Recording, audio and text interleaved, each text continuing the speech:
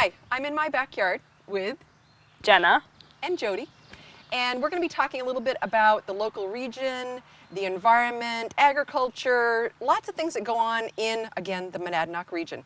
So, Jenna, how are we going to start this off? We're going to talk about pollinators because pollinators are a huge part of our region. They're really important to our whole ecosystem, be it gardens, flowers, vegetable gardens, believe it or not. They have to do with all of our area. Right. Yeah. And you know, I've read someplace where even though some plants are wind pollinators, or we might not think of some plants as being part of the process, we touch, with every meal that we have, we touch pollinators 5 or 6, 7 or 8 times. Yeah. Because we don't realize how many things we eat that took a pollinator. Well, they say that if there weren't insect pollinators, then you would very quickly have a meal about 1/5 of the size. And within 3 months, actually, without insect pollinators, we believe that our life on this earth would not be sustainable at all. Yeah. So let's talk a little bit about what we've got here on the table. It's breakfast. It's breakfast.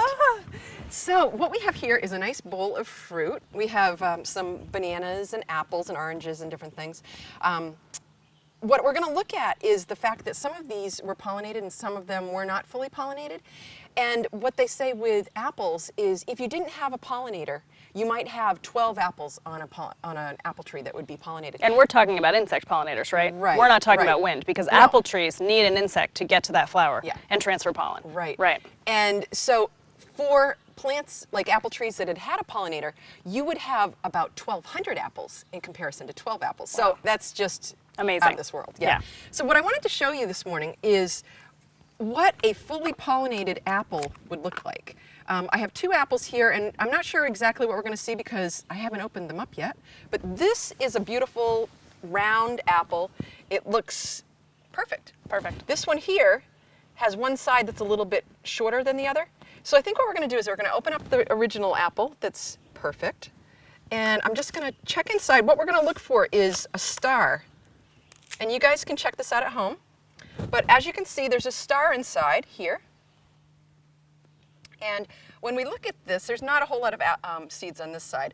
When we look at this apple, we're going to look for 2 seeds in each section. So I'm just going to... So this is a 5-pointed star. So 5-pointed star. There Yep. should be 10 then. There should be Okay. 10, yep. So I'm not going to go through this whole thing, but there's 2.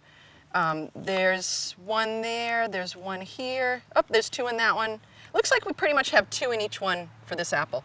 Now I'm going to open up the second one. So that's considered a good thing. That's a fully pollinated you've got apple. 10 seeds. So when you're looking for the future, if all of those seeds would then be able to go on and create another tree. Right, and that's what Mother Nature's trying to do is... Create more apple trees. Right, right. It's not for us. Right. It's for her. It's for nature. Okay, so this one here is really kind of strange. It doesn't even show any stars. Let me just see a little closer what we can find here. I'm just going to cut across. Just see if we can find a star even. Because this one is the one that was lopsided. Okay, so this one is really kind of strange. It doesn't even show any stars. Let me just see a little closer what we can find here. I'm just going to cut across. Just see if we can find a star even. Because this one is the one that was lopsided. Okay, so this one, as you can see, it's got 1 big seed on this side here. So probably that part of the plant was really well pollinated. But over here, where it was lopsided, it wasn't very well pollinated. So Right. as you can see, pollination is a really important thing for Mother Nature and for us. And if there hadn't been any pollination, we wouldn't even be looking at the apple at all right now.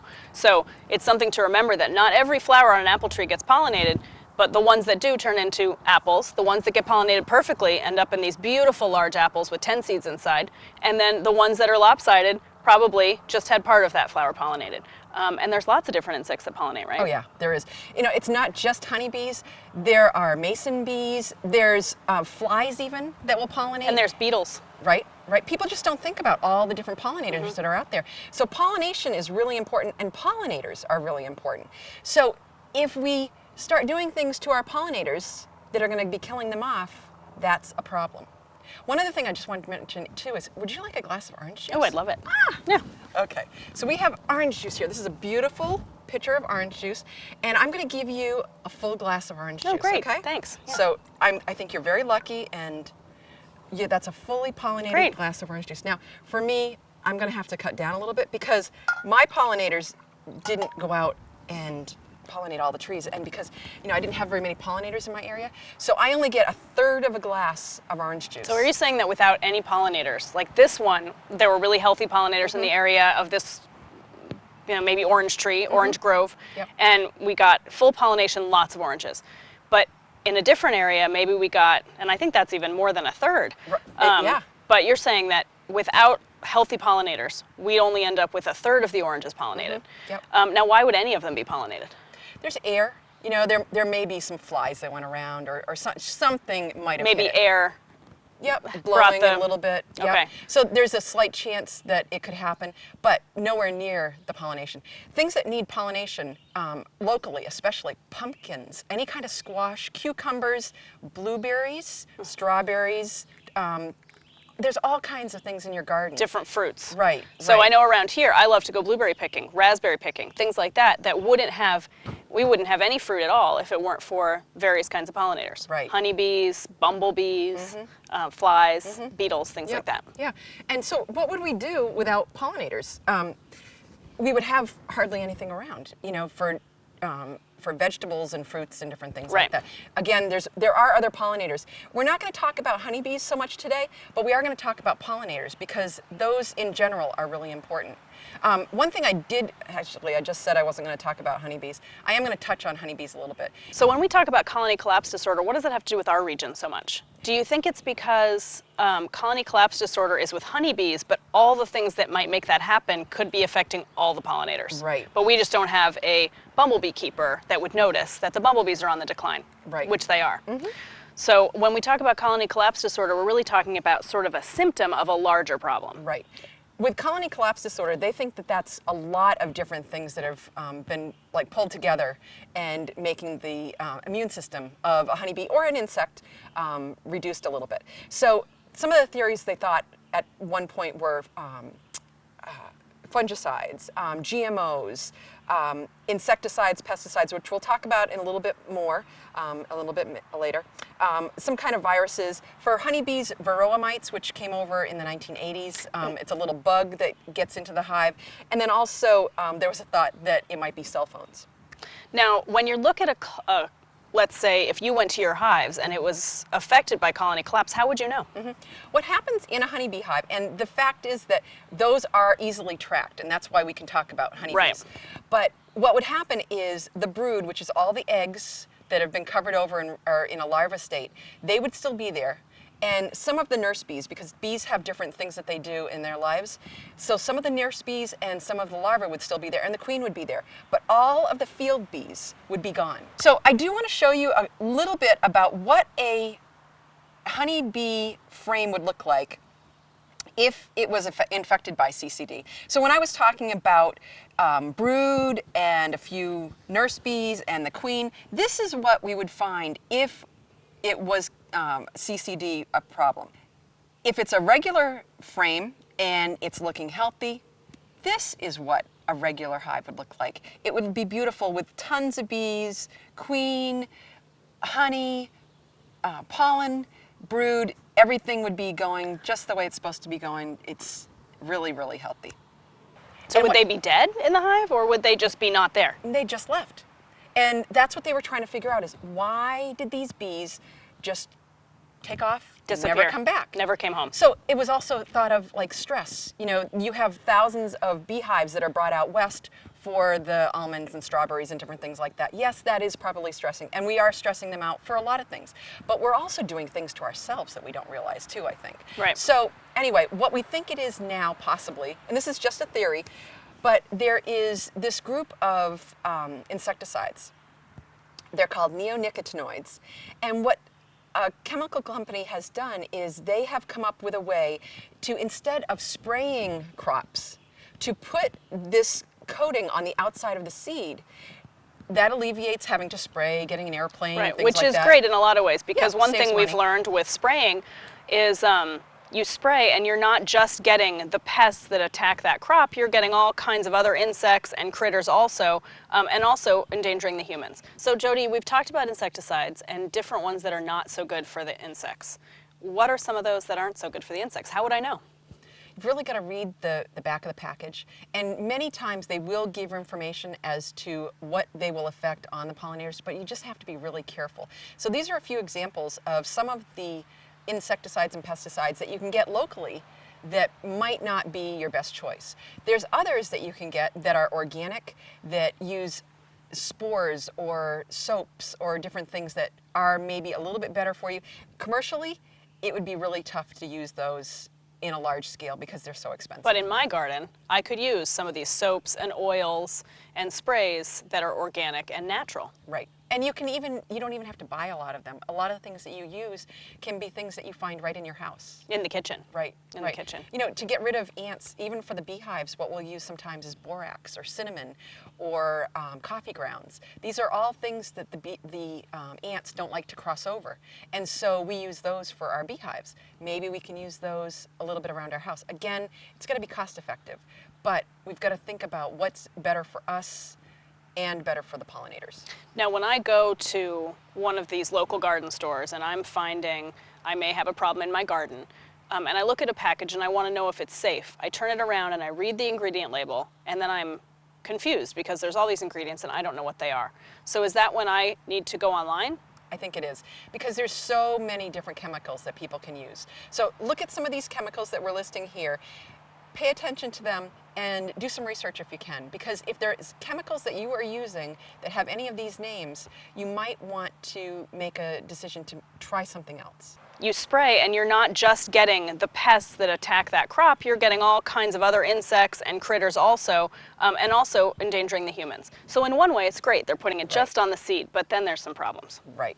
And what happens is a honeybee or a lot of other insects as well, because we're seeing the decline on those as well, what's happening is they're just landing on, say, corn. Corn is an air pollinator. Corn is one of the seeds that they do put this coating on. And what happens is a honeybee, all it has to do is land on that plant, and it will take in that toxin and carry it back to the hive. So this is the same as any other pollinator. What they're doing is they're taking it, not even knowing, so just maybe, by landing. So maybe there's a droplet of moisture on that corn plant. Right. The honeybee needs a drink. It stops. It gets that moisture.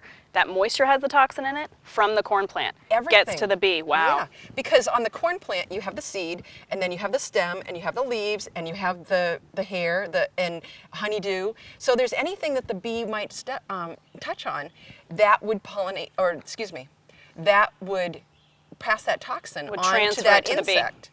And that insect will bring it back home. So that's what the problem is with this group of neonicotinoids. And what I'd like you to do is go online, research it a little bit for yourselves, because it's really interesting how the United States hasn't done anything yet at this point, but some of the countries in Europe have banned some of these insecticides.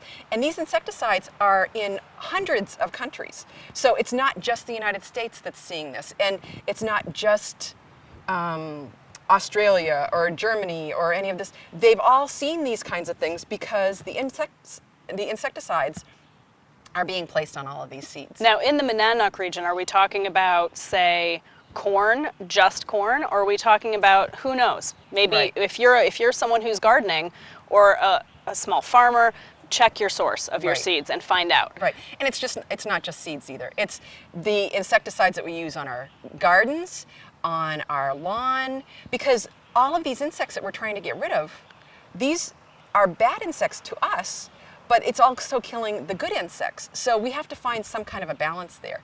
In this area, we're pretty lucky because we don't have a lot of the monocrops. You know, we have gardens that have a good variety of products or plants. So when we grow things in our gardens, we have a great variety of things. Out west, when they do the strawberries, the almonds, you know, or blueberries and things like that. Do you want me to go again? No. Okay. Pick up with blueberries and things like that. And blueberries and things like that, they are focusing on one kind of product or one crop continuously. So they need to use different fertilizers continuously to build the soil. They need to use different insecticides because certain insects are like, hey, I know where to go for the food. So they go to those places, and that way it means that they need to use something to get rid of the pests. What happens is then the pests decide to have an or build up their immunity, and then they've got a problem there because they got to find something else to use. Right. So I think what we've got to do is, it's hard with the monocrops because Which those luckily guys, we don't have a lot of that here. right, but we need them. Right. Because They feed us. We're human. Yeah, Right, it they feeds feed us. So we've got to find some way to have that work together so we don't have to use quite as many chemicals in order to Produce our food. Right, right. So we're lucky around here. We have the CSAs, we have farm stands, we have our own gardens. You don't really need all that much space to have your own garden. So a lot of the things that we can do for ourselves to make things better is not use the insecticides and grow plants and vegetables and flowers. Now, have you seen any evidence of CCD or colony collapse disorder in this region at all? I can't say that we have. Good. Yeah, that is Yeah. really good. And some people have thought that they might have had it, but it's hard to say whether it is or not because you really have to go under a microscope, look at all of the guts of the bees or the insects to see what's really going on. Right, and you haven't had any problems with your hives? No, my hives are looking beautiful this year, and we'll look at those in some future programs. But it's not something that I'm really worried about here, but it's something that we all have to pay attention to. Be aware because of. This is food that's going into Another our one? bodies.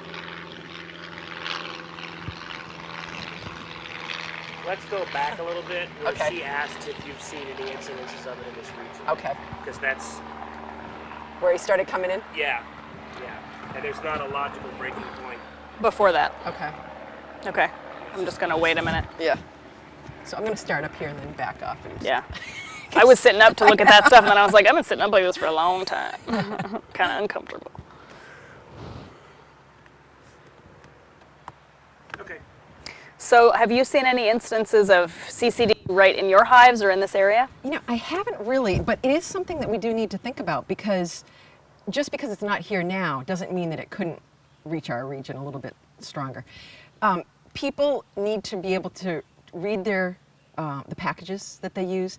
And the funny thing about some of the neonicotinoid packaging says that you can use it when flowers are in bloom.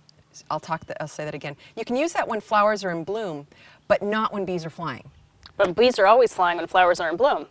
Yeah. So I don't know how you're supposed to do that. Now, the things that you can do is when you use insecticides and pesticides is use them at night or use them when the bees are not flying, and then it gives a smaller chance of the bees coming in contact Picking with it it, or up. the pollinators.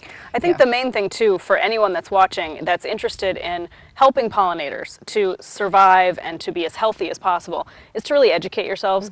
I liked your idea of going online, looking up neonicotinoids, looking up some of these other pesticides to make sure that you're not putting them on your garden. And that way it'll help all of the pollinators. The bumblebees, like we said, are sort of an indicator of what may be happening in the area to other species Right. of pollinators.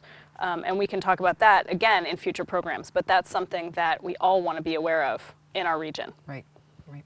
So if you're interested in more information about my backyard, you can go to our email address, which is inmybackyardch8 for channel 8. So inmybackyardch8@gmail.com, and give us your suggestions on what you'd like to see. The other thing that we're really interested in doing is having some participants in the show. And we're looking for students that would be interested in joining us, maybe a couple of students at a time, talking about specific topics, maybe going into the beehives.